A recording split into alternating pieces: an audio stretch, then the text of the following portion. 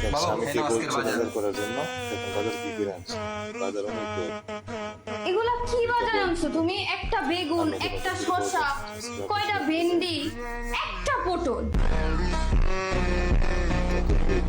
তোমার আমি লিস্ট দিছিলাম, বাসা থেকে তো বাইরেও না, জিনিসপত্রের দাম কি এটা তো বুঝো না। তাই বলে এই কয়টা বাজার?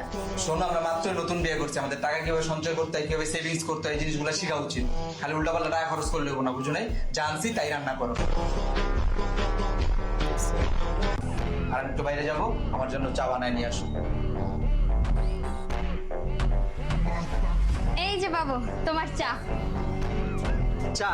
এখানে চা কই, এটা দি পানি। তুমি না বলছো আমাদের সঞ্চয় করা উচিত, তাই তোমার জন্য গরম পানি। কারণ আমি যদি এখন চা রান্না করতে যেতাম তাহলে লাগতো দুধ, চিনি, চা পাতা, এত কিছু যদি দেই আমাদের অনেক কিছু অপচয় হয়ে যাবে না। তাই গরম পানি আনছি, তোমার এটা খাইলে গলাও ঠিক থাকবে, চায়ের স্বাদও মিটবে, আবার সঞ্চয়